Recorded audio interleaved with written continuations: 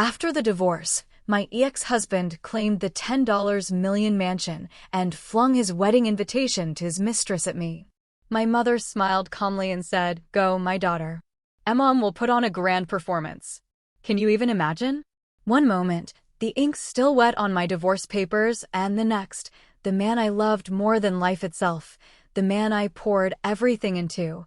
He not only snatched our $15 million estate, the masterpiece of my youth, right out from under me, but then he threw a bright red wedding invitation in my face. His face was beaming, next to his mistress. He looked at me with this mocking smirk and just said, "Come this weekend, ex-wife. Come see what real happiness looks like." My world didn't just collapse, it exploded. I'm Isabel. For years, I was that girl, the one who believed in fairy tales.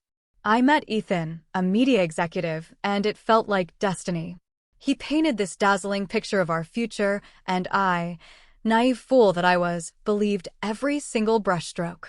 We got married, and for our wedding gift, my incredible mother, Eleanor, gave us a sprawling estate in the exclusive Hamptons.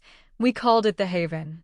My mom, a simple homemaker, had raised me alone after my dad passed, sacrificing everything.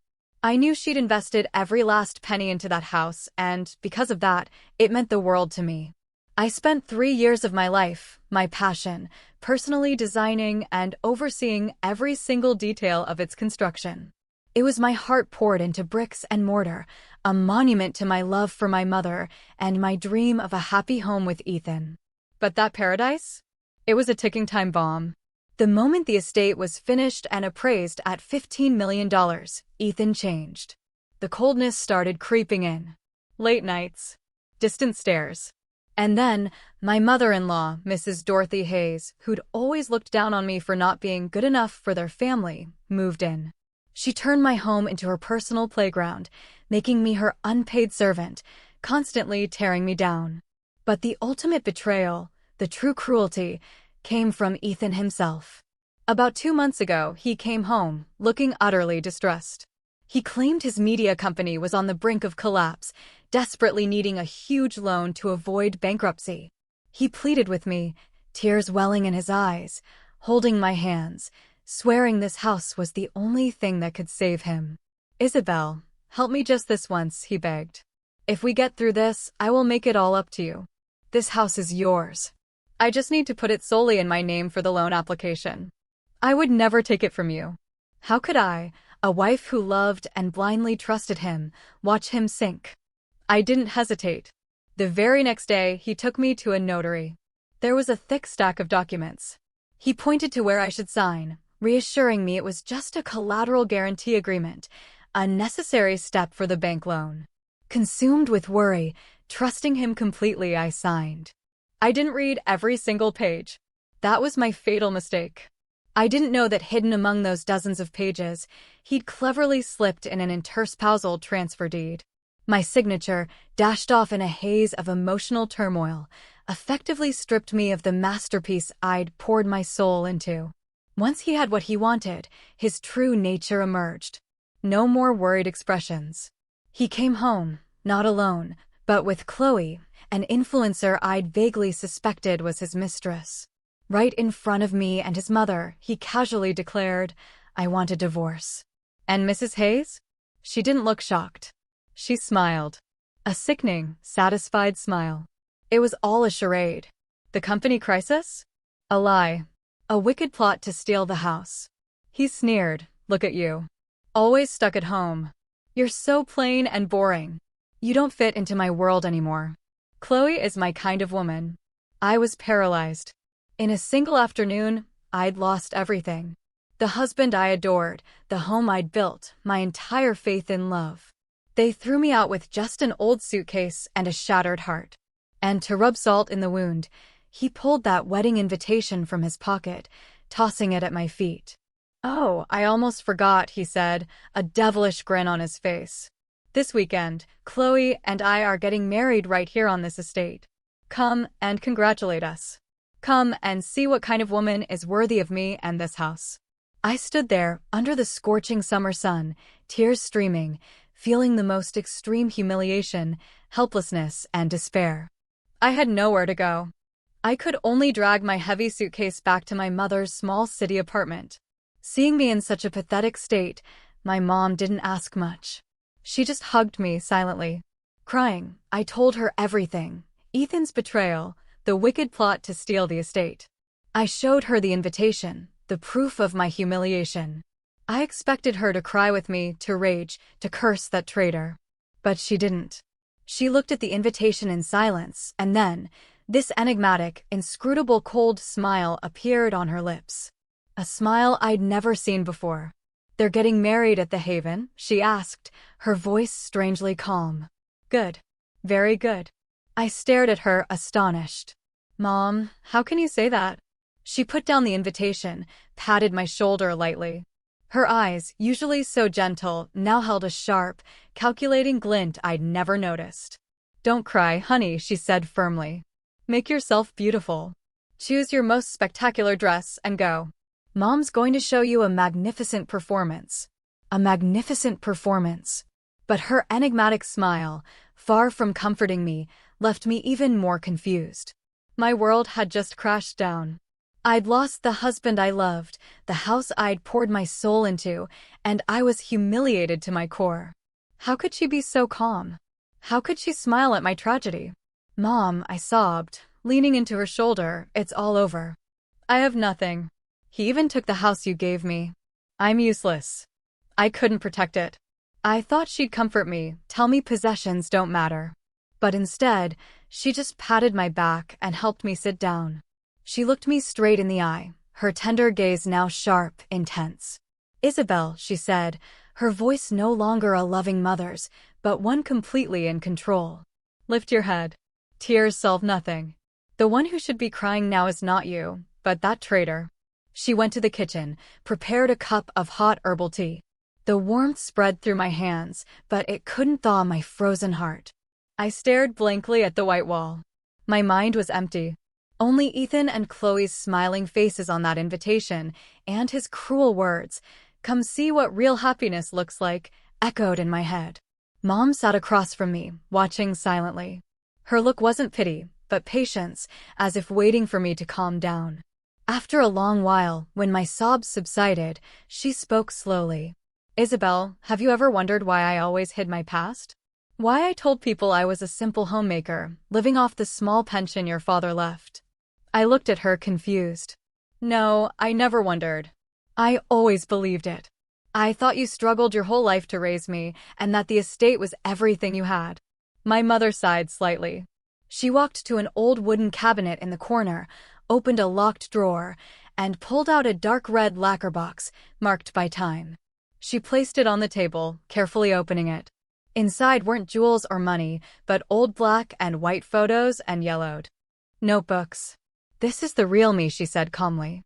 She handed me a photo. An elegant young woman posed next to a famous French chef. Below it, an inscription, "Eleanor Vance, winner of the International Master Chef Competition, Paris, 1995. I gasped. "Mom, is this you?" "Yes," she nodded. She handed me another photo, shaking hands with a head of state at a luxury restaurant opening. Then came clippings from famous gourmet magazines, all praising one woman, the grand dame of American hospitality. "Mom, you are—" I stammered, incredulous. "I am the founder and owner of the Sovereign Group," she said, her voice serene. The Sovereign Group. The name hit me like lightning. It was a national brand, a hospitality and gourmet empire valued in the billions, with hundreds of luxury hotels and restaurants across the country and abroad. "But why?" "Because of your father," she said, a deep sadness crossing her gaze. "He was a good man, a talented artist. I loved him madly, but he could never overcome my shadow, which was too large. My money and fame, without realizing it, killed his self-esteem, his talent. He lived his whole life feeling inferior." She took my hand. "When your father died, I promised myself I wouldn't let that tragedy repeat with you, my daughter. I wanted you to have a normal life, to find a man who truly loved you, not the immense fortune you would inherit. That's why I decided to live in the shadows and hide everything." I watched Ethan very closely, she continued, her voice hardening. At first, I hoped he was an ambitious and good man to you. I thought perhaps you had found the right man. But I still didn't completely trust him. The blood of an entrepreneur doesn't allow me to bet everything on a game with uncertain odds. So, she said, with that same enigmatic smile, when I gifted you the Haven, I didn't just give you a property. What does that gift mean? I asked, still reeling. My mother smiled. It was the same cold smile I saw when she looked at the wedding invitation. It wasn't a simple gift, my daughter. It was a trap. A legally perfect trap. And Ethan, with his greed and ignorance, has walked right into it.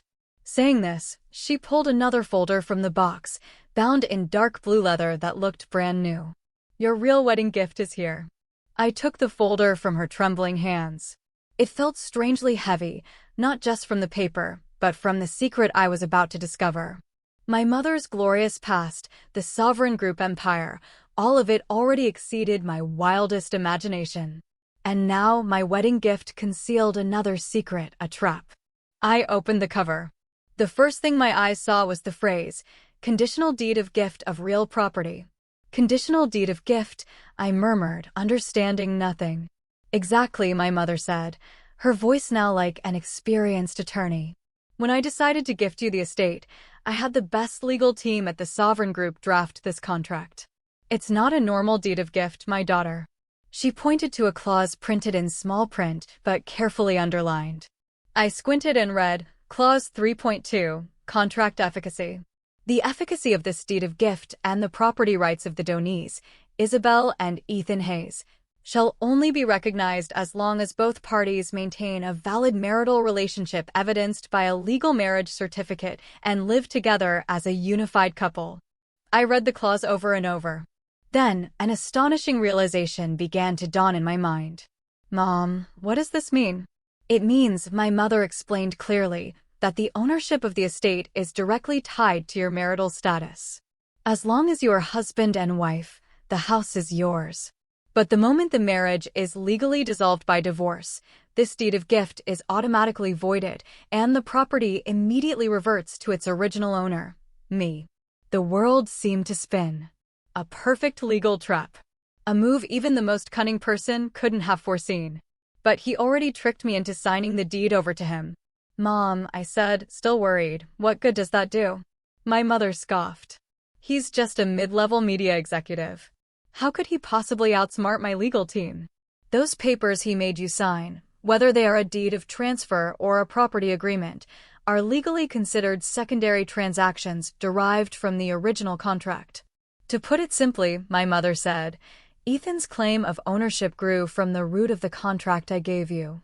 Now that you have divorced, that root has been severed. The tree has no choice but to wither and die. All subsequent documents are worthless. The house has not been his from the moment the judge issued the divorce decree. Right now, he is illegally residing in my house. I was completely stunned. My mother, whom I thought only knew cooking, possessed a terrifyingly calculating mind and foresight. She had foreseen everything. She had prepared an escape route for me from the beginning. Ethan, my mother continued scornfully, made the fatal mistake of the greedy and short-sighted. He focused so much on how to steal the property that he forgot to protect the one thing that gave him access to it, you. He single-handedly destroyed the only clause that could have given him everything. My pain seemed to shrink by half. In its place, a small, jubilant joy began to bloom. So, what do we do now? Do we sue him immediately and take back the house? Sue? Why the rush, honey? My mother smiled. It was the same cold smile I saw when she looked at the wedding invitation. What fun would a lawsuit be? We don't have to do anything. Just sit back and wait for the fish to jump into the net themselves. She picked up the wedding invitation from the table, admiring it as if it were a work of art. He sent an invitation, didn't he? He said he wanted to get married right there on that estate. Perfect. The more noise he makes, the more humiliating his downfall will be. He wanted the wedding of the century, and I will give him the disaster of the century. What do you mean, Mom? I still couldn't follow her thinking. Did he hire a catering company? Yes, I said. I heard it's a luxury catering company called Royal Provisions. Excellent. My mother nodded, her eyes shining with cunning. Then things are even easier than I thought. She didn't explain further. She stood up, walked to the window. "What you need to do," she said, taking my hand, "is wipe away your tears, get rid of all the sadness, go shopping, make yourself beautiful, and choose the most dazzling dress. That day, you must appear as a queen to witness the fall of those who despised you. Leave everything else in my hands." Tears welled up in my eyes again, but this time they weren't tears of pain, but of gratitude, joy, and the overwhelming happiness of knowing I wasn't alone. I had my mother, a mother who not only loved me, but was a warrior, a true queen. The wedding invitation on the table was no longer a symbol of humiliation. It had become an invitation to witness that man's downfall, and I would be the spectator in the front row. Once the plan for revenge was drawn up, my mood changed completely. Pain and despair were replaced by a strange anticipation and excitement. I was no longer the victim. I became a spectator, awaiting a magnificent performance about to begin. And the main actors, Ethan and Chloe, did not disappoint. They played their roles perfectly, with impeccable brazenness and ridicule. Ethan, drunk on easily securing a $15 million estate, and rid of me, was like a tiger let loose. He no longer hid. He publicized his relationship with Chloe everywhere, media, social networks, as if wanting to shout his victory to the world. Chloe's social media, the influencer with hundreds of thousands of followers, suddenly became a reality TV channel showcasing her luxurious life at the Haven. Every day, dozens of photos and stories, peace in my corner of paradise, by the infinity pool. Beautiful as in a magazine, breakfast on the balcony. When you wake up every day and the person you love has prepared such a breakfast for you, can one be happier? Seeing those photos, I could only laugh scornfully. That paradise she was enjoying? I had taken care of it, brick by brick, blade of grass by blade of grass. That breakfast she boasted about? Probably bought by Ethan, who couldn't even boil an egg. But the peak of their ostentation were the posts about their wedding of the century preparations. Ethan, the media executive, pulled every string to turn it into a major publicity event. He invited online gossip magazines, famous bloggers. No expense spared for the best vendors. Chloe's dress, custom designed by a French designer. Limited edition Tiffany diamond rings. And the banquet, of course, in the Haven Garden with hundreds of VIP guests, catered by royal provisions. Every article, every image shared, was like another knife plunged into my heart before. But now, it didn't hurt. On the contrary, it made me feel a strange satisfaction. The bigger and louder they were, the more miserable their fall would be. Meanwhile, my mother and I led a quiet life. She took me to one of her high-security, completely private downtown penthouses. "Rest here," she told me. "Your only job now is to make yourself truly beautiful, truly radiant." She hired the best team of experts, a nutritionist, a personal trainer, a skincare specialist. I started a scientific regimen of exercise and diet. I read books, listened to music, learned about art. I wasn't just recovering physically, I was reinventing my whole soul. Sometimes old mutual friends would send me articles about Ethan and Chloe, adding words of comfort. "Forget him. That kind of person doesn't deserve you. I'm sick of seeing that girl. What a shameless mistress." I only smiled and thanked them. They didn't know I didn't need their pity. I was waiting for a different performance. Drunk on victory, Ethan had completely lowered his guard. He didn't wonder why I'd disappeared so quietly. Maybe he thought I was so hurt I'd accepted my fate and was hiding somewhere to lick my wounds. Nor did he suspect anything about the catering company he'd chosen. The fame and exorbitant price of royal provisions made him believe it was the perfect choice to demonstrate his status. He didn't know he was placing the sharpest knife into his own enemy's hands. Their charade became increasingly ridiculous. Chloe even made a house tour video, showing off every corner of the estate, presenting my personally chosen furniture as if it were a result of her exquisite taste.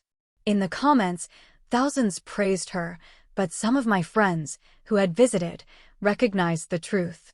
"Hey, Isabel chose that ceramic vase. That layout looks familiar, it's exactly Isabel's style."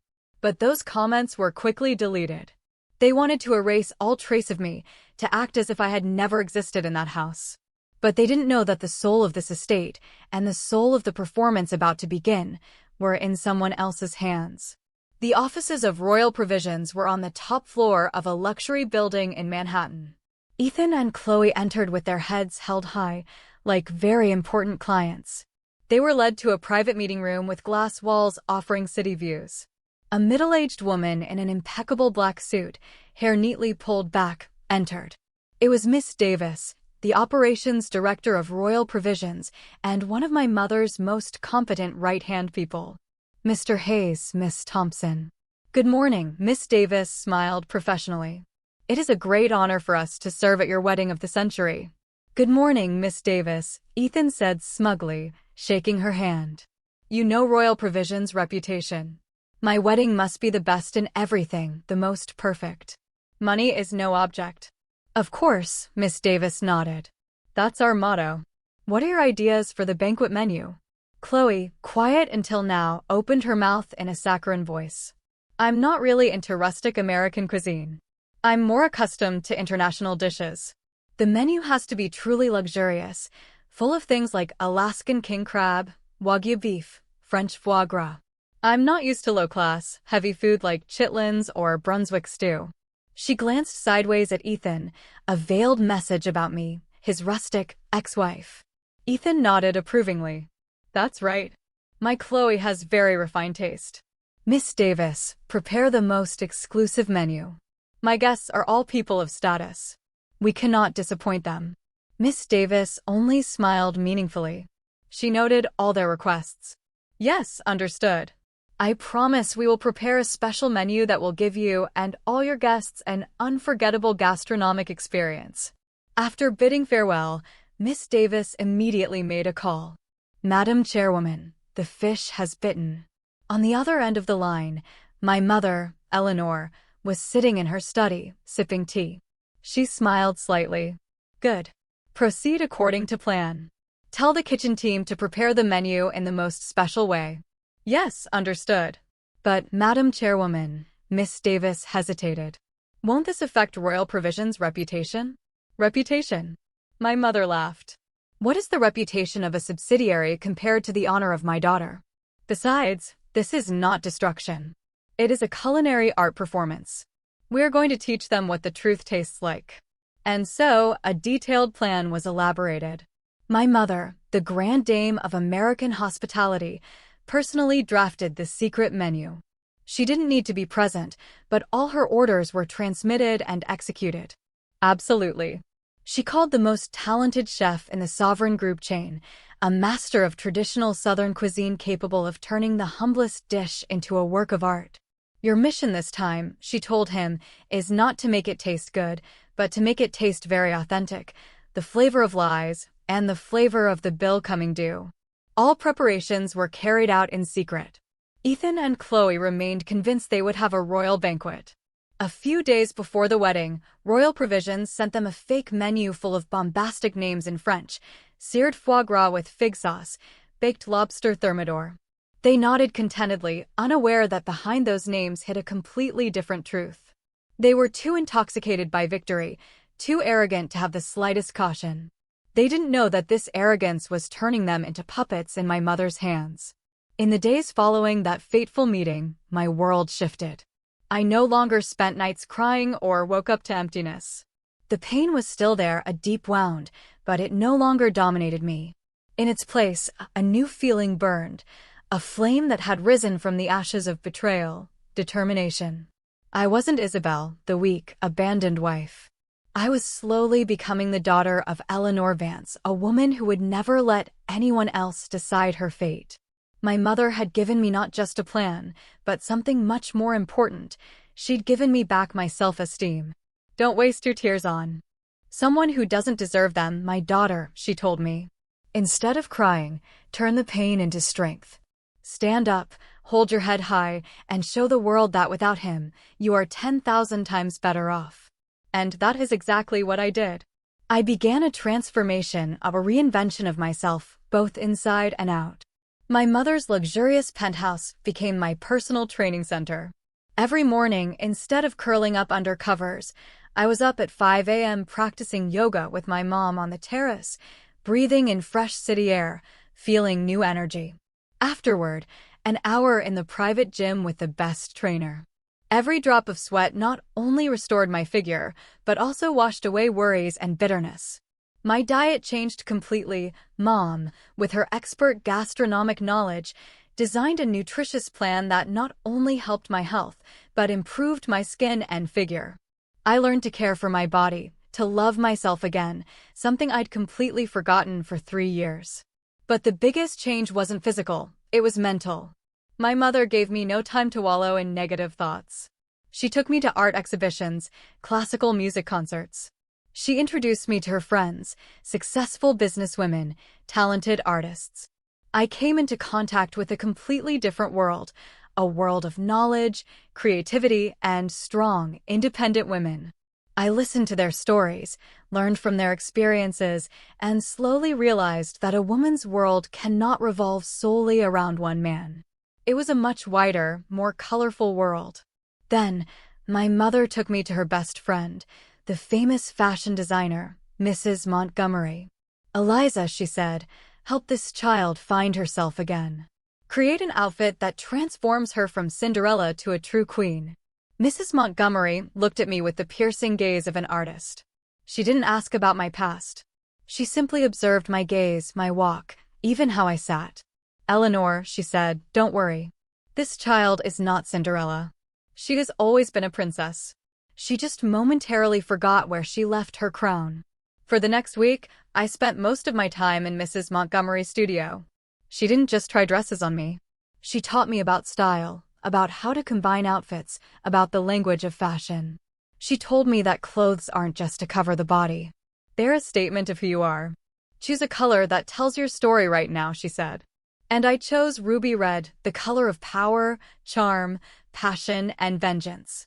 The evening gown was ready the day before the wedding. When I put it on and looked in the mirror, I didn't recognize myself. The high-quality satin silk dress fit perfectly, highlighting every curve I'd achieved with exercise. A bold, strapless neckline, a deeply cut back, and a high slit. I was no longer the docile, simple Isabel. The woman in the mirror was completely different, seductive, mysterious, and with an air of authority. "Magnificent," Mrs. Montgomery admired. "Isabel, you don't have to do anything. The moment you walk in there, you will have already won." I smiled. I was ready. I no longer felt fear or resentment. Just a strange calm. I wasn't going there to ruin a party or recover what was lost. That love, that person, were no longer worth it. I was going there as a special spectator, to see a performance and to officially put an end to my past. I would show Ethan, Chloe, and his entire family how splendid and strong the woman they had cruelly discarded had been reborn. That weekend, the Hampton sky was clear and sunny, as if wanting to further enhance Ethan and Chloe's wedding of the century. The Haven estate, into which I had poured all my passion, was now ostentatiously decorated, but in a completely different style. The refined, cozy atmosphere I had tried to create was gone, replaced by exaggerated, opulent luxury. Thousands of white and pink roses formed a gigantic floral arch. White silk ribbons hung everywhere. In the center of the garden, a large stage had been erected with a massive LED screen projecting the couple's romantic wedding photos on a loop. Everything was perfect, an ostentatious perfection on the outside, but empty on the inside. From noon on, luxury cars began arriving in a line. The guests were influential personalities from business and entertainment. Journalists gathered, ready to capture every moment. The party protagonists, Ethan and Chloe, appeared like a fairy tale prince and princess. Chloe wore a wedding dress from a famous brand with thousands of glittering diamonds. Her face was perfectly made up, her happy smile unrestrained. She clung to Ethan's arm, moving from table to table, receiving congratulations and envious glances. She was at the peak of her life. She'd landed a rich husband, the wedding of her dreams, an estate millions would envy. She didn't know it was a sandcastle about to be swept away by a tsunami. Ethan, too, was drunk on victory. He looked elegant and self-assured. Having seized the estate and married a beautiful, rich new wife made him feel like a king. He wanted everyone to flatter and envy him. He had completely forgotten my existence. Or perhaps he deliberately tried to forget it. To him, I was a mistake of the past, a stain that had been cleaned. My ex-mother-in-law, Mrs. Dorothy Hayes, also dressed elegantly, moved back and forth boasting about her new daughter-in-law. "Look, this is how my son's wife should be," she proudly told her friends. "Beautiful, capable, and knows how to treat people. She is a blessing to our family." She didn't know that the blessing she was bragging about was about to turn into a catastrophe. The wedding ceremony went smoothly, perfectly. They exchanged rings, cut the cake, toasted with champagne. The applause was continuous. Ethan took the microphone, his voice full of false emotion. "Thank you all for coming to celebrate with us today. Today, I am the happiest man in the world because I have married the most wonderful woman, Chloe." He turned to the bride, kissed her forehead. The entire venue erupted in applause and cheers. Camera flashes fired incessantly, immortalizing their golden moment. They were at the height of fulfillment, of victory. And that was the perfect moment.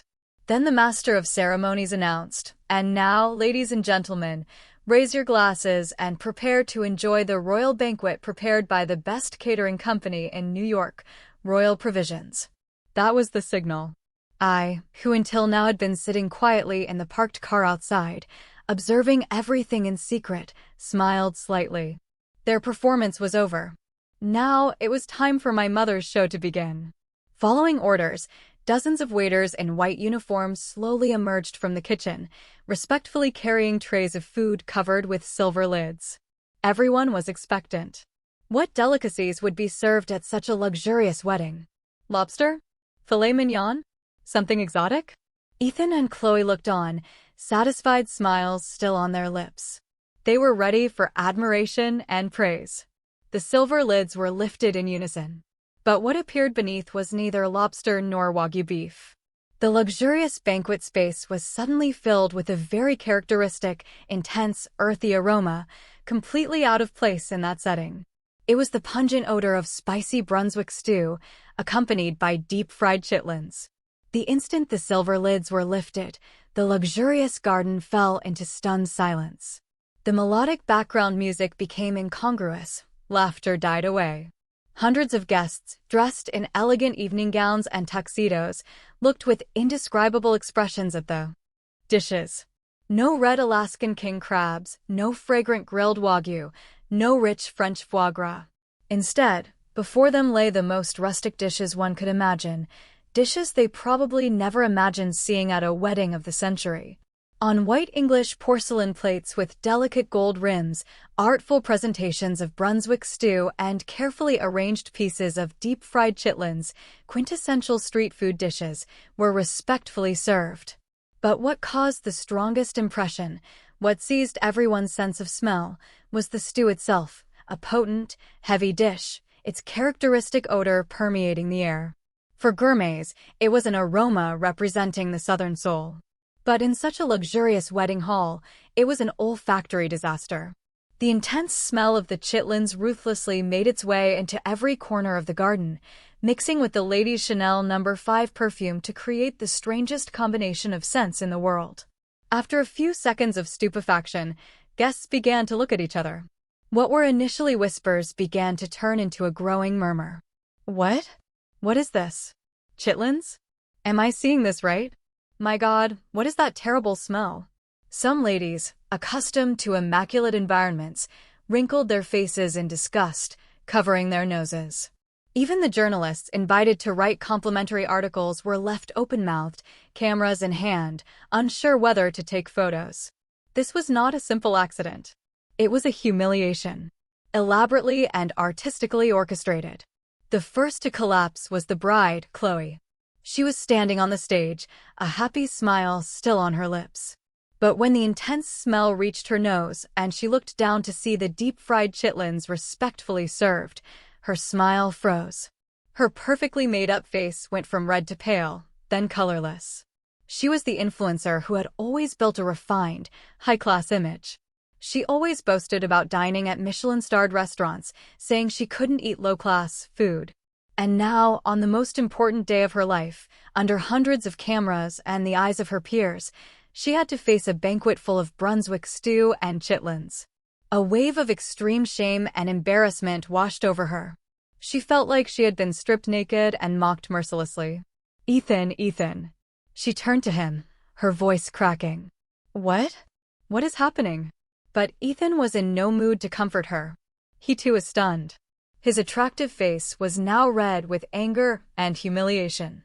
He had spent millions on this grand wedding to consolidate his status, mobilized all his connections. He wanted everyone to admire and envy him. But now he only received looks of bewilderment, muffled giggles, and a smell of chitlins that couldn't be washed away. His wedding of the century had turned into the laughingstock of the century. He felt as if he had been slapped from the heavens, an invisible slap that hurt him to the bone. And the surprise turned into uncontrollable rage. He was sure someone had tried to ruin his wedding, and that person could be no one else but me. Isabel. He clenched his teeth, his eyes bloodshot. He forgot all pretense, all his role. Now he was just a man maddened by humiliation. Ethan's anger erupted like a long-contained volcano. He didn't care about the guests or the bride sobbing beside him. His only goal was to find the culprit of this disaster and tear them to shreds. He rushed down from the stage, his face flushed and eyes bloodshot, searching everywhere. "Where's the manager?" "The manager of Royal Provisions." "Get out here now," he shouted, his voice echoing throughout the garden, drowning out the music and the murmurs. Everyone stepped aside, frightened by the groom's fury. Immediately, Miss Davis, the impeccable, calm woman Ethan still believed was a high executive, emerged from the kitchen. Her face was surprisingly serene and professional. "Yes, Mr. Hayes. To what do we owe your anger? You still ask?" Ethan ran up and grabbed Miss Davis by the lapels. It was an extremely rude, uncontrolled act. "Look what you've done to my wedding. Chitlins? Brunswick stew? Are you all crazy? Do you know how much I paid for this wedding? Do you want me to ruin you?" Miss Davis showed no fear. She calmly pushed Ethan's hands away and straightened her lapels. "Mr. Hayes, I recommend you calm down. All the food today has been prepared according to the menu we agreed upon." "Agreed upon?" Ethan shouted incredulously. "What are you talking about? My menu is king crab and wagyu beef. Who agreed to this disgusting menu with you?" "You did yourself," Miss Davis replied with an imperturbable voice. She then motioned for an employee to bring her a folder. "This is the contract you signed with us. And here is the menu appendix with your signature at the bottom." She opened the last page. There, under a long list of traditional Southern dishes, was Ethan's signature, clear and undeniable. The day he signed the contract, he was too confident, too unprepared. He only glanced at the main clauses, signing all the pages without carefully reading the appendix. He had fallen into the most basic trap. "It's her." He raised his head, his bloodshot eyes staring into the void, as if seeing me. "I'm sure it's that Isabel. She conspired with you to harm me. Where is she? Where is she?" He shouted like a crazed beast, starting to search for me. The scene was total chaos. Guests began to feel the situation was getting serious. Some got up and quietly left. They had come to congratulate, not to witness such a disgraceful farce. Chloe, after a few moments of stupefaction, also couldn't bear it anymore. Shame turned into anger. She also ran up, but not to stop Ethan, but to vent. "What have you done, Ethan?" She hit his chest with her fists, crying. "What have you turned our wedding into? A laughingstock, a circus. I should have known. Marrying a man with a past as complicated as yours was sure to bring trouble. Now look, all of New York will laugh at me." "Shut up." Ethan shoved her hard, and she nearly fell. "What do you know? This is all my ex-wife's fault. She's here. She's definitely here, laughing at us." He was right. I was here. But not to laugh. I was sitting in a car with black-tinted windows, parked right outside the estate gate, calmly observing everything through a screen connected to a hidden camera. Beside me was my mother, Eleanor. She simply sat and took a sip of tea without any expression on her face. "Is it time, Mom?" I asked, my voice slightly trembling. My mother set down the teacup. "Yes," she nodded. "It's time for the Queen to make her entrance." She gestured to the chauffeur. The iron gates of the estate slowly opened, and our car slowly advanced toward the center of the chaotic scene. All the noises and discussions suddenly ceased. From the couple to the remaining guests, everyone turned in astonishment to look at the luxurious sedan driving in. They knew the protagonist of the show had finally appeared. My mother's black Audi A8 slowly advanced toward the center of the chaotic scene, smooth and silent, like a black panther entering its territory. It stopped in the middle of the garden, just a few feet from where the couple stood frozen, right where the stage lights shone brightest. All the noises faded. Ethan's screams, Chloe's sobs, the guests' murmurs. Everything vanished, leaving only the low hum of the vehicle's engine and the heartbeats of those present. They held their breath, waiting to see who would step out of this luxurious, uninvited car. The car's rear door slowly opened. First, a pair of ruby-red Christian Louboutin stilettos appeared. The blood-red sole was arrogant and authoritative. Then, a slender silhouette in a dazzling ruby-red evening gown. It was me, Isabel. The moment I stepped out of the car, the entire garden fell into an explosive silence. I was no longer the Isabel of yesterday. I was not the woman with the tired face, old clothes, and gaze always cast downward. The woman standing before them now was a completely different person. My hair was pulled back in an elaborate updo, revealing my long neck and sparkling diamond earrings. Professional makeup had concealed any trace of fatigue, leaving only a sharp face, red lips, and a calm, cold gaze. The ruby-red dress fit my body, accentuating every curve I had achieved with exercise, turning me into a dazzling flame that burned every gaze. I stood tall, with an elegant poise, in complete contrast to the disheveled, mascara-streaked bride, Chloe, next to me. My appearance, as splendid as it could be, was a silent provocation. It was a direct slap in the face to Ethan and his family. Isabel. Ethan was the first to react. Surprise soon turned into even greater anger than before. He thought everything, from the Chitlin banquet to this chaos, was my doing to ruin him. "You dare to show up here," he shouted, pointing a finger at me. "This is all you're doing, isn't it? You conspired with them to ruin my wedding. Is it because you're jealous?"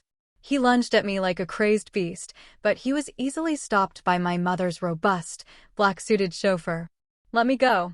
I have to teach that wench a lesson," he struggled, shouting expletives. My ex-mother-in-law, Mrs. Dorothy Hayes, also reacted. After the initial shock, only hatred and anger remained. She ran up next to her son and began her usual dramatics. My God, look at this, everyone. It's my ex-daughter-in-law," she wailed to the remaining guests. "After my son left her, now she comes back to ruin the wedding. What a shameless woman to proudly return after being thrown out. You can tell she was raised without a proper family." She deliberately emphasized, "without a proper family," trying to twist the knife in my pain. But it no longer hurt. I watched them act in silence. I saw the man I once loved now insulting me with the ugliest words. I saw the woman I tried to treat as a mother now using the vilest words to humiliate me. The crazier they became, the more miserable their fall would be. "Are you two finished acting?" I finally opened my mouth. My voice wasn't loud, but it was so calm and authoritative that it silenced them both. "You said I ruined your wedding, Mr. Hayes. Look at yourself again and see who is turning this wedding into a laughingstock. Is it me, or is it the groom himself who is screaming and grabbing the waiter by the lapels like a lunatic?" Then I turned to Mrs. Hayes. "Madam, I no longer called her mother. You said I have no shame. Then does a mother-in-law who condones her son's infidelity, conspires with him to trick his daughter-in-law, and steal her assets, have any shame?" My words were like bullets that pierced directly into their hypocritical faces. They were speechless, unable to reply. "I have not come here today to ruin any wedding," I said. "I have come here as a guest." I held up the vibrant red wedding invitation that Ethan had thrown in my face. The groom himself invited me to come and see what real happiness looks like. I am simply answering his invitation. My audacity made Ethan turn red with rage. You. He was speechless, only able to point a finger at me. "This is not your place. Leave right now. Get out of my house right now." "My house?" I smiled meaningfully. Are you sure this is your house, Mr. Hayes? Of course. The deed is in my name. Get out now or I'll call security, he shouted. Yes, I said defiantly. Then call them. I'd love to see who the guards of my house obey. My words exploded like another bomb, astonishing everyone. Your house? What are you talking about? Even Ethan hesitated, and a vague uneasiness began to creep into his mind. Just at that moment, from the kitchen area, still in chaos, the figure of a woman in an elegant, authoritative dark blue silk suit slowly appeared. Behind her followed a team of about 10 people in black suits and briefcases who looked like a powerful legal team. And that woman was none other than my mother. My mother's appearance was like a sedative that instantly calmed all the chaos. She walked unhurriedly, and every step exuded the composure of someone who had the situation completely under control. She didn't look at Ethan or Mrs. Hayes. Her gaze swept the entire room, and everyone who met that sharp, authoritative look instinctively had to lower their heads. And then something unexpected happened. Some of the banquet guests, older, influential personalities from the world of business and real estate, were stunned when they saw my mother and hurriedly stood up to greet her with a respectful bow. Madam Chairwoman Eleanor, what a surprise to see you here. Eleanor, it's been so long. You look as wonderful as ever. Mrs. Vance, what an honor. Ethan and his mother were completely dumbfounded. Madam Chairwoman? What chairwoman? My mother, a homemaker? Why were these successful business people bowing to her? Ma'am. Isabel's mother. Mrs. Hayes stammered, incredulous. How are you here? Who let you in? My mother finally turned slowly toward her. She wasn't angry. She simply looked at Mrs. Hayes with a mixture of pity and contempt. Why do I need your permission to enter my own house? She said in a voice that, though not loud, carried the weight of 1,000 tons. House? Your house. Mrs. Hayes burst into hysterical laughter. You've gone mad. This is my son's house. Don't talk nonsense. Oh, really? My mother offered the same mocking smile I had shown earlier. She gestured to one of the men on her legal team. The lawyer immediately stepped forward and opened his briefcase. Mrs. Hayes, Mr. Hayes, good morning, the lawyer, Mr. Sterling, said firmly. I am Attorney Sterling, representative of the rightful owner of this estate, Mrs. Eleanor Vance. He held up a folder with the red seal of a notary. According to the Conditional Deed of Gift of Real Property, document number 1234, drafted on March 15th of last year, my client, Mrs. Eleanor Vance, gifted the property of the Haven Estate to her daughter, Mrs. Isabel Hayes, and her son-in-law, Mr. Ethan Hayes. The lawyer paused and looked directly into Ethan's face. However, Clause 3.2 of the contract clearly states that this contract is only valid as long as Mr. Hayes and Mrs. Isabel Hayes maintain a valid marital relationship. On the 7th of this month, he continued, the Family Court of New York issued a divorce decree for the two of you. This means that the precondition of the contract has been destroyed, and by law, this deed of gift is officially voided. The entire room fell silent. Everyone listened, holding their breath. In conclusion, the lawyer concluded, the ownership of this estate has automatically reverted to its original owner, my client, Mrs. Eleanor Vance. Any subsequent documents of title change that Mr. Hayes made Mrs. Isabel Hayes sign through deception are legally invalid. He paused, letting that sink in. Simply put, Mr. Hayes, you and your family are holding an illegal party on someone else's property. No, it's impossible. It's a lie, Ethan shouted. He lunged to snatch the folder, but was stopped by two of my mother's sturdy bodyguards. These are all state-certified legal documents, Attorney Sterling said coolly. If you don't believe it, we can meet in court. My mother finally slowly stepped forward. She didn't look at Ethan, but at the bride, Chloe, who was trembling with a pale face. Congratulations, my dear. My mother's voice suddenly softened. Chloe, right? You are very beautiful. I am Eleanor Vance, chairwoman of the Sovereign Group, and also the owner of Royal Provisions, the company you hired. Thank you for trusting our services. Another bomb exploded. Chloe and Ethan were completely petrified. And as the owner of the house, my mother continued, her smile widening. "I personally designed today's menu to entertain the guests. Full of traditional dishes, full of feeling, spicy Brunswick stew, deep-fried chitlins. I heard you don't like rustic food. That's okay. Try it. Maybe you'll like it." Every word my mother spoke was sweet but sharp, stabbing directly into Chloe's pride. The shame, embarrassment, and fear of having married a man about to be ruined made her unable to bear it any longer. "No, I'm not marrying him. I'm not marrying a scammer like you," she screamed. She tore the diamond ring from her finger and threw it in Ethan's face. Then, clutching her cumbersome wedding dress, she ran crying out of the estate. Under hundreds of bewildered glances and incessant camera flashes, the performance had come to an end. And the person who had written the finale was none other than my mother. The grand dame of American hospitality could not have reappeared in a more spectacular fashion. Chloe's performance ended with a humiliating flight, leaving only a desolate void in the center of the banquet stage.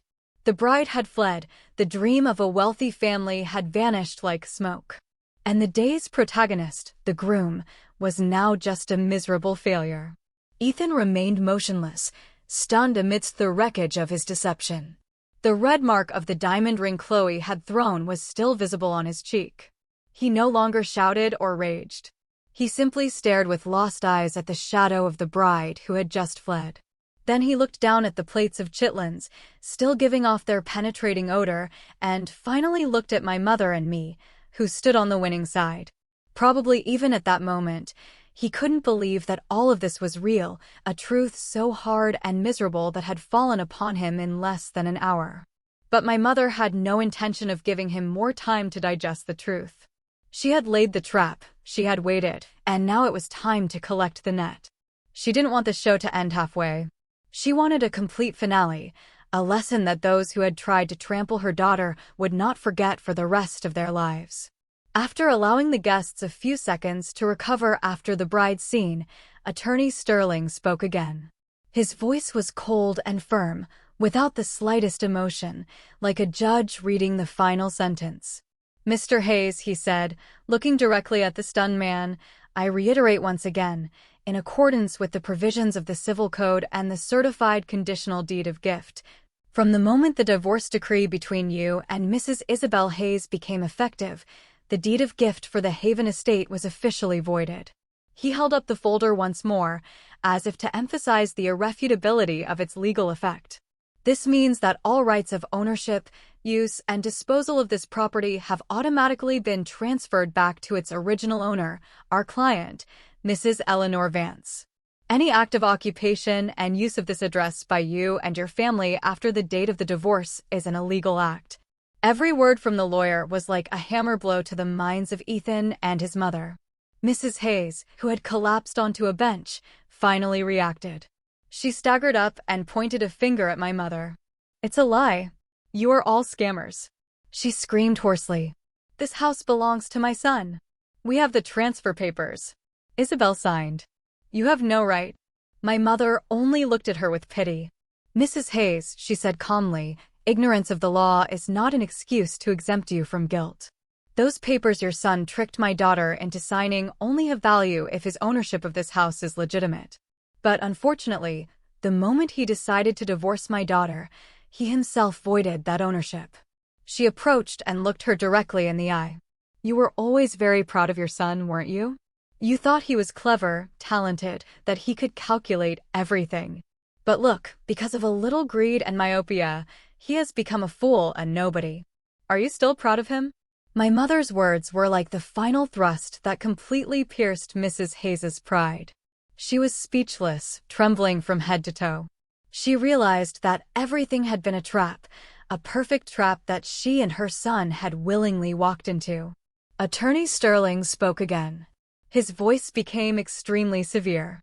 "On behalf of the rightful owner, I formally demand that Mr. Ethan Hayes, Mrs. Dorothy Hayes, and all unrelated persons vacate the premises of this estate immediately." "Vacate? This is my wedding. You have no right to kick me out." Ethan raised his head, his eyes bloodshot. "Your wedding is over," Attorney Sterling replied without the slightest concession. The bride has fled, and you are holding an illegal event on someone else's property. According to the law, we have every right to demand that you cease this infringement immediately. If you do not cooperate, we will be forced to request the intervention of law enforcement. You wouldn't dare. Ethan clenched his teeth. He still tried to cling to his last shred of pride. He could not accept being expelled from his own wedding of the century in front of hundreds of people. He looked around for support, but only received looks of bewilderment, compassionate headshakes, and glances of scorn. No one took his side. They had seen enough of his brazenness and stupidity. It was time for the show to end, and the final curtain was drawn by an irrefutable order. Seeing that Ethan remained stubborn, my mother said nothing more. She nodded slightly to the lawyer. Attorney Sterling immediately pulled out his phone and quickly dialed a number. "Hello, Security Chief. We have some individuals who have illegally entered the chairwoman's property and are causing a disturbance. Please escort them out according to procedure." The call ended. In less than 2 minutes, a security team of about 20 people, all robust and tall in black uniforms, entered silently and professionally from the gate. They were the internal security team of the Sovereign Group, trained to handle the most complex situations. Their appearance completely crushed any will for resistance from Ethan. He saw the security team approach him, and their imposing presence let him know that everything was truly over. The head of the security team bowed respectfully to my mother and me, and then turned to Ethan. "Mr. Hayes," he said in a low, authoritative voice, "we have received instructions to ask you and your family to leave this place. Please cooperate." "You don't have the right," Ethan still weakly shouted. "We do have the right," the team leader replied. "We are exercising our authority to protect the property on behalf of the rightful owner." Then he gestured. 2 security agents immediately approached Ethan and held his arms firmly. "Let me go. Do you know who I am?" He struggled, but it was useless. His strength was not comparable to that of professionally trained people. The image of the groom in his luxury suit being dragged away by 2 sturdy security guards could not have been more miserable and ridiculous. Mrs. Dorothy Hayes, seeing her son being taken away, screamed and ran to try to make a scene. "Let go of my son. You're thieves." But she was also stopped by 2 female security agents. "Madam, please accompany us," they said politely. But their actions were very firm. All the family relatives, who until a moment ago had been arrogant and smug, were now expelled from the party venue in the most embarrassing way possible. They were let out like a flock of ducks, passing the tables still full of chitlins and Brunswick stew under the compassionate glances of the remaining guests. Outside the gates of the estate, they once considered their paradise, they were left. Once the family was evicted, my mother took the microphone from the stage. She did not look at the stunned guests, but at the dozens of press cameras that were still recording. "Ladies and gentlemen," she said, no longer as a mother avenging her daughter, but as an authoritative chairwoman. "I am Eleanor Vance, chairwoman of the Sovereign Group. I apologize for making you witness such a lamentable performance today." She paused and smiled. "But the banquet is already served, and the food is on the table. If you don't mind these traditional dishes, please help yourselves. Consider this an unexpected launch party for the future Sovereign Group restaurant brand at the Haven Estate." Her words, humorous but sharp, made the entire hall erupt in applause. Not only had she recovered her house, but she had turned a media disaster into an unbeatable public relations opportunity. "And as for my daughter," she continued, pulling me to her side, "I introduce you to my only daughter, Isabel. She will be joining me in the management and development of this culinary brand." She raised my hand high, and all eyes and all camera lenses focused on me. I was no longer the abandoned daughter-in-law. I stood next to my mother as the heir to an empire, as a princess who had reclaimed her kingdom. The wedding of the century had become the disaster of the century for Ethan's family. But for me, it was a new beginning, brighter than ever. I took my mother's hand and looked ahead, where a new future, a new life awaited me. That fateful night ended with Ethan's family being escorted out of the Haven Estate by the Sovereign Group security team. Before hundreds of eyes and dozens of camera lenses, they were thrown into the night, homeless, without honor and with nothing more than a bleak and dark future. But that was only the beginning of their hell on earth, a hell built with the bricks of greed, arrogance, and betrayal. That same night, the videos of the wedding and the Chitlin banquet became a storm on social media. Hashtags like #ChitlinWedding, #Revenge of the Century, and #The Grand Dame Strikes Back trended at breakneck speed. It was no longer high society gossip. It became a national media phenomenon. People shared, commented, and created memes.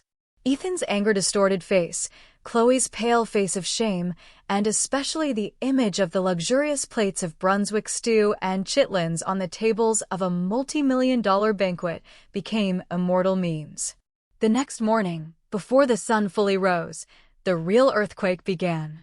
All major media outlets, from online newspapers to prestigious business journals, published shocking headlines in unison. The downfall of the media executive who lost a $15 million estate and his future wife, the legal slap of the century, and the spicy revenge of chairwoman Eleanor Vance.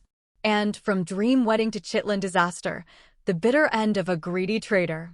Ethan and Chloe's names became more famous than ever, but it was a fame filled with infamy and humiliation. All information about them was dug up by netizens. Ethan's promiscuous past, Chloe's statements about her fake, posturing life on social media, and even the harsh words Mrs. Dorothy Hayes had said to me in the past, revealed by my former friends. Everything came to light, and they became the laughingstock of the whole city, the topic of all conversations.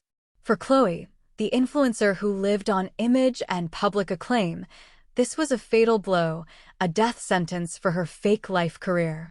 Her personal account was attacked by tens of thousands, then hundreds of thousands of people.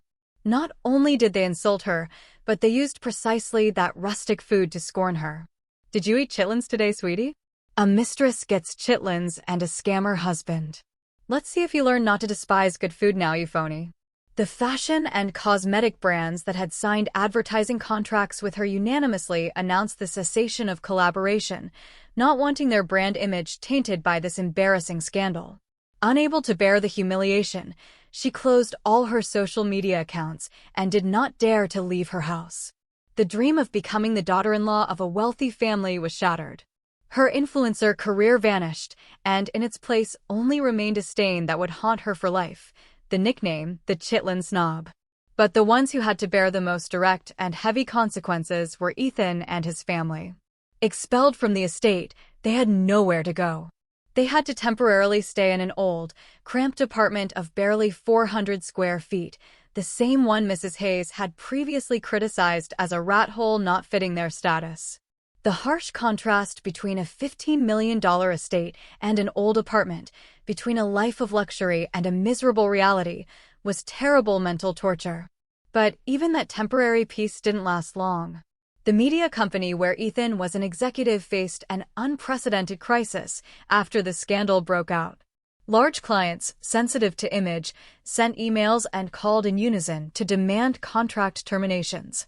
They could not continue collaborating with a media director whose private life was a disaster, a scammer, and a person of bad repute. The board of directors called an emergency meeting, and the final decision was quick and ruthless. Fire Ethan immediately and issue a press release declaring that they had nothing to do with his personal actions, to save the company's remaining reputation. Having lost his job, his house, his future wife, and his honor, Ethan collapsed completely. He no longer shouted or went crazy. He locked himself in that narrow room and drank day and night. He couldn't face anyone. He couldn't answer the phone. He couldn't read the newspapers. But he couldn't escape from himself. My image in the dazzling red dress, my mother's calm smile, and the intense smell of chitlins from that fateful night tormented him in every sleepless night. He had everything in his hands, a wife who truly loved him, the house of his dreams, a bright future. But because of his infinite greed and betrayal, he himself had shattered everything. But the hell didn't stop there. My mother, Eleanor, was not a person to do things halfway. She decided to go all the way to teach them an unforgettable lesson about the weight of the law. The Sovereign Group's legal team formally sued Ethan for fraud and misappropriation of assets for tricking me into signing the deed, and for illegal occupation for occupying and using the estate after the property rights were invalidated. With irrefutable evidence, from the original contract with the secret clause to the power of attorney he tricked me into signing, victory was almost certain. Furthermore, Ethan also had to face a series of lawsuits from the sponsors of his wedding of the century. They had spent millions promoting their brand, but in the end, they were embroiled in an embarrassing media scandal. They demanded full compensation for damage to their image and costs. Debts accumulated like a snowball, and his future darkened behind bars. His mother, Mrs. Dorothy Hayes, after witnessing her son go from a star to a criminal in an instant, from pride to shame, finally couldn't bear it anymore. The enormous shock aged her 10 years and weakened her health. Life in a cramped, deficient environment, coupled with the neighbors' scorn, led her to be hospitalized in a state of severe nervous and physical exhaustion. She lay in the cold bed of a public hospital with no trace of the composure of the wicked mother-in-law who coveted superficial fame from before. She was just an old, helpless woman watching her family collapse and be ruined by her own stupidity and greed. The hell on earth was not far away. It was the remorse, regret, and humiliation that would haunt them for life. A never-ending sentence. A year later, when the noise of the scandal had gradually subsided, a new story became the topic of conversation in the Hamptons. But this time, it was not a tragedy or a comedy, but a story full of inspiration and pride. The Haven estate, which had shocked the world with the Chitlin wedding, had now been redressed and had a new mission. It was no longer a closed private estate. My mother and I decided to convert it into a special space, something unprecedented in the U.S., a place that combined high-end American cuisine restaurants with a center for architecture and culinary culture exhibitions. We called it the Heritage Promise. This place not only offered the quintessence of 3 great American culinary traditions, Southern, Western, and Northeast, created by the best chefs of the Sovereign Group in a unique architectural space, but it was also a place to exhibit the designs and models of talented young architects, to organize cultural talks, traditional cooking classes, and weekend markets honoring the organic produce of American farmers. We wanted to turn the estate into a place that honored the value of cultural roots, a place where the children of America could return and feel proud. The opening day of the Heritage Promise was a grand event that attracted the attention of the entire elite, artists, and media. I no longer hid behind the scenes. I wore a silk suit designed by Mrs. Montgomery, standing next to my mother, self-assured and radiant. As the operations director of this project, I was no longer the interior designer who only knew 4 walls. I learned from my mother and participated in management and operations. I found my passion and regained my value, not by building my own home, but by building and spreading good values for the community. My life is now a succession of busy days, but full of joy.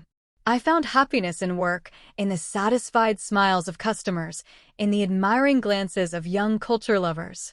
I found myself again, a version of myself much stronger and more complete than before. As for the fate of those who made me suffer, they also had the ending they deserved, a tragic ending written by their own wrong choices. Ethan was sentenced to 3 years in federal prison for fraud, with irrefutable evidence against him. But that was not all. The enormous compensation he had to pay to the sponsors and related parties left him and his family completely ruined. After getting out of prison, he had nothing left. His former company fired him. His friends avoided him. And Ethan Hayes' name became a stain in the media industry. No company wanted to hire him. He had to take all kinds of manual jobs to survive, from delivery driver to waiter at a street food stand. Ironically, a place that sold the food he once despised.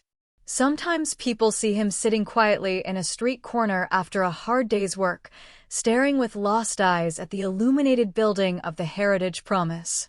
Perhaps at that moment he regrets. He regrets the wife who loved him with all her heart. He regrets the opportunity to change his life that was within his reach, but which he discarded for his own greed and betrayal. But everything was too late. Regret would now be his faithful companion for the rest of his life. Mrs. Dorothy Hayes, after a long hospitalization, was discharged, but the enormous shock had aged her 10 years, and her health was weakened. She had to spend her last days in the narrow old apartment in pain and shame. Her pride, her arrogance, were forever buried with the fall of her precious son. Every day she had to face the truth that her cruel heart and greed had led her entire family to tragedy. It was a mental torture more painful than physical pain. Her entire family had to pay too high a price for their bad choices. They were once high up, looking at me with scorn. But in the end, it was they who sank to the bottom of society. One evening, while I was in the garden of the Heritage Promise, looking at the water lilies in full bloom in the pond, my mother approached and hugged me. "Do you still hate them?" she asked softly. I shook my head and smiled. "No, Mom. I don't hate them anymore. Maybe I should even be grateful to them. If it weren't for their betrayal, I probably never would have discovered my true strength, nor would I have the meaningful life I have today." That's right. Sometimes a door that closes before our eyes does not mean the end, but it is to open a new, wider, and better path for us. And I found my own way, a path built with self-esteem, effort, and the love of a great mother. I had truly been reborn. So, I've shared my story, my comeback. What do you think? If you were in my shoes, would you have chosen the path of a silent escape, or would you have planned a spectacular comeuppance like my mother and I did? Tell me what you think, I really want to know.